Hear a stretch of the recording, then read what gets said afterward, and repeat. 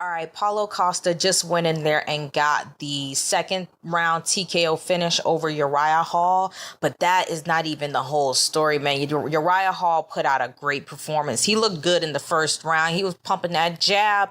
He was actually busting up Paulo Costa in the face with a jab.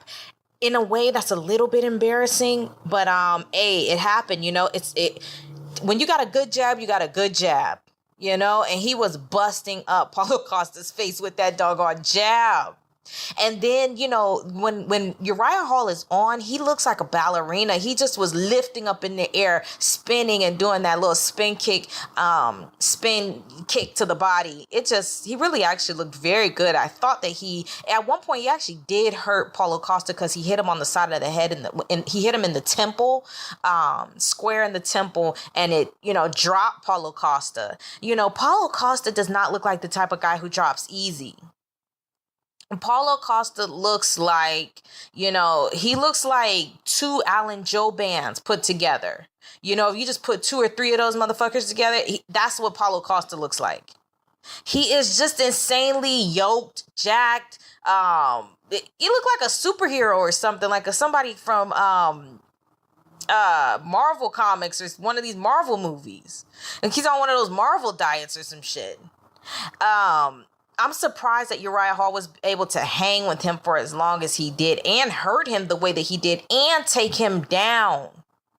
He actually had a takedown. Uriah Hall, if he had just stuck it out, if he had just been able to hang in there a little bit, the dumb thing that he kept doing was backing up into the fence, backing up behind those two black lines.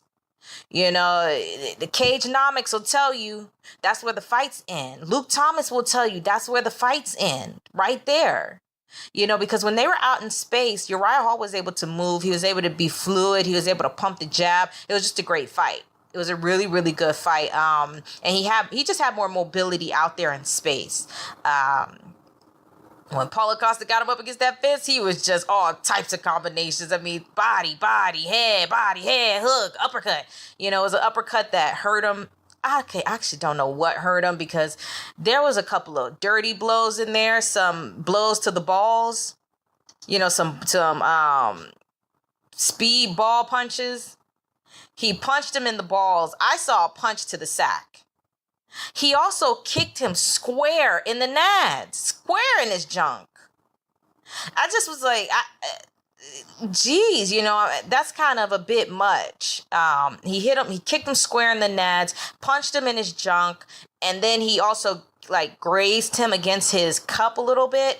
But the referee stopped it for the third time for the graze, and he stopped it for the first time, the square one in the nads. But the thing is, it's like,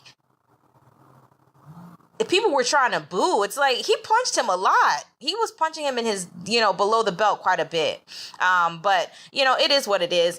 I don't know if that took the energy out of Uriah Hall or what, or if his head was getting out of the game. Everybody knows that he's a mental case, or not a mental case, but just it's hard for him to stay in that MMA spirit. And I saw his eyes. The camera was dead in his face when he turned around after that third strike, and he actually cursed. And he said, F. He was like, fuck. He was upset. It just seemed like it got under his skin a little bit, got under his skin a bit. But what can we say? It still was a good performance. It really was still a good performance by Paulo Costa. I hate that it had the dirty blows in there. But they might have just had fight of the night. I hate to say it so early in the prelim. The prelims really don't give you the fight of the night. Usually it's one